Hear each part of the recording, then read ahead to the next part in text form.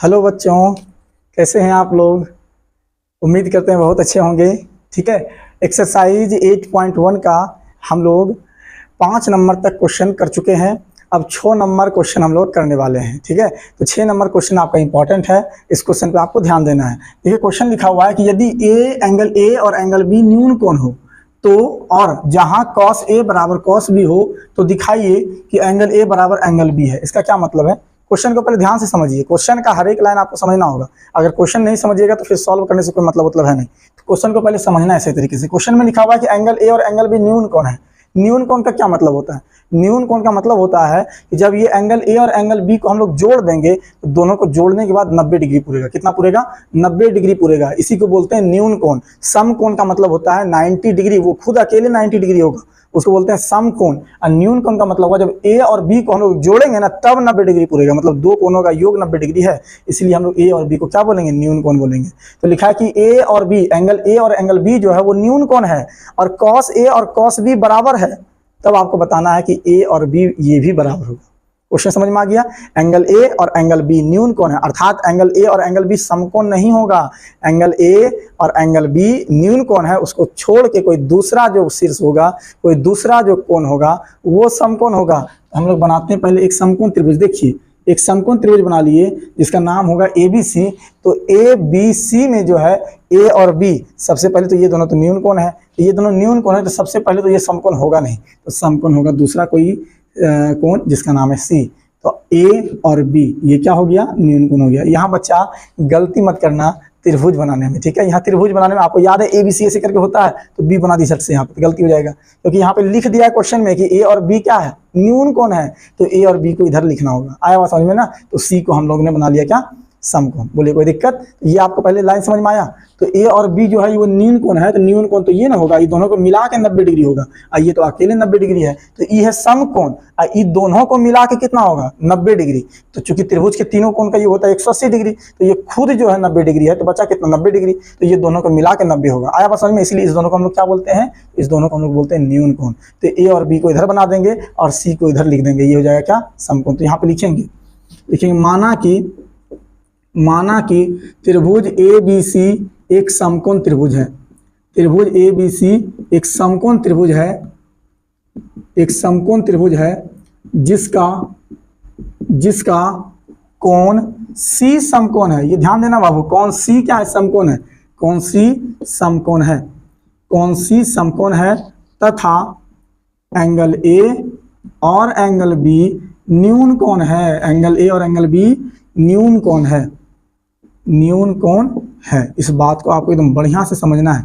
ठीक है, angle A और एंगल बी क्या है? न्यून कोण है। तो न्यून कोण है तो उसको समकोण मत बना देना बाबू, वो न्यून कोण है तो इधर लिखना है ए और बी को। बाकी सी जो है वो समकोण है तो सी को इधर लिख दीजिए। ठीक है, चलिए आगे देखिए। आगे लिखा है कि कॉस ए बराबर है कॉस बी। कॉस ए बराबर क्या है? कॉस बी है। ठीक है, ये दिया हुआ है, ये दिया है तो लिख देते हैं पहले। दिया है कि क्या दिया हुआ है? दिया हुआ है कि कॉस ए बराबर है कॉस बी, ये दिया हुआ है। और सिद्ध क्या करना है? दिखाइए कि, मतलब सिद्ध करना है, मुझे सिद्ध करना है। सिद्ध क्या करना है? तो सिद्ध करना है कि एंगल ए बराबर है एंगल बी, ये सिद्ध करना है। और दिया हुआ है क्या? कॉस ए बराबर कॉस बी। तो हम लोग क्या करते हैं, पहले कॉस ए और कॉस बी अलग अलग निकाल लेते हैं। ठीक है, देखिए जरा सा लिखेंगे अब। त्रिभुज ABC में, त्रिभुज ABC में आप ही जरा सा बताइएगा, हम कॉस ए पहले निकालते हैं। तो कॉस ए निकालेंगे तो फार्मूला क्या होता है कॉस थीटा का? फार्मूला होता है आधार बटे कर्ण। क्या होता है? फार्मूला होता है आधार बटे कर्ण। तो फार्मूला हो गया आधार बटे कर्ण। अब आप देखिए गौर से, एंगल ए से, कहाँ से? एंगल ए से देखिए, एंगल ए से। तो एंगल ए से देख के बताइए कि आधार कौन होगा। हम आपको बता चुके हैं कि जो सटा हुआ रहता है ना भुजा, उसी को हम लोग आधार कहते हैं। जो सामने होता है उसे हम लोग लंब कहते हैं। ठीक है, तो एंगल ए से देखना है, तो एंगल ए में सटा हुआ है AB, तो AB हो गया आधार, AB हो गया आधार और कर्ण हो गया AC। कर्ण तो चेंज होता नहीं है, कर्ण हो गया, सॉरी कर्ण हो गया, एक मिनट रुकिए, आधार जो है वो हो जाएगा AC, आधार हो गया AC और कर्ण हो जाएगा AB। ठीक है, इस चीज को आपको ध्यान देना है। एंगल ए से कह रहा देखने, तो एंगल ए हम लोग देखेंगे, तो एंगल ए से जब देखेंगे तो आधार हो जाएगा AC और कर्ण हो जाएगा AB। तो कर्ण हो गया AB, तो AC बटे AB हो गया। ठीक है, वैल्यू तो दिया हुआ है नहीं, तो वैल्यू तो यहाँ पे भी नहीं निकलेगा। अब देखिए, अब हम लोग फिर से जो है इस बार कॉस बी निकालते हैं, लिखेंगे और कॉस बी। कॉस बी हम लोग निकाल लेते हैं, कॉस बी। तो कॉस बी निकालेंगे फॉर्मूला, तो कॉस थीटा का मालूम ये क्या होता है, आधार बटे कर्ण। तो ये हो गया आधार बटे कर्ण। अब आप अगर गौर से देखिए एंगल बी से, तो इस बार एंगल बी कह रहा है, तो एंगल बी को देखिएगा ना, तो एंगल बी से आधार हो जाएगा बीसी। क्या हो जाएगा, बीसी। और कर्ण हो जाएगा ए बी। तो आधार हो गया बीसी और कर्ण हो गया ए बी। ठीक है, इस चीज को बाबू एकदम ध्यान से समझना है। ठीक है, देखिए यहाँ पे क्या किए, यहाँ पे पहले वो समझ लीजिए।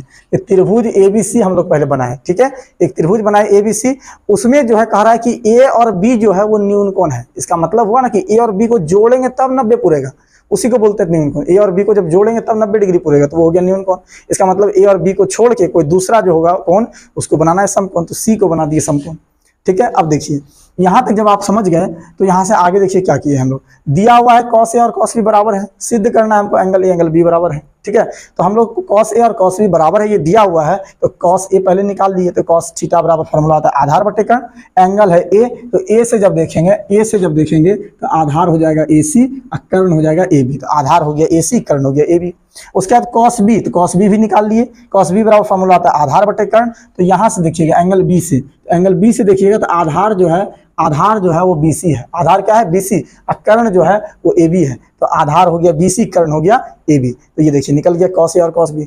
जब कॉस ए और कॉस बी निकल गया, तो देखिए यहाँ दिया हुआ है ना कि दोनों बराबर है, तो लिखेंगे कि चूंकि कॉस ए बराबर है क्या, कॉस बी। कॉस ए और कॉस बी क्या है, बराबर, ये दिया हुआ है। कॉस ए और कॉस बी बराबर, ये दिया हुआ है। तो कॉस ए का वैल्यू और कॉस बी का वैल्यू ये भी तो बराबर हो जाएगा।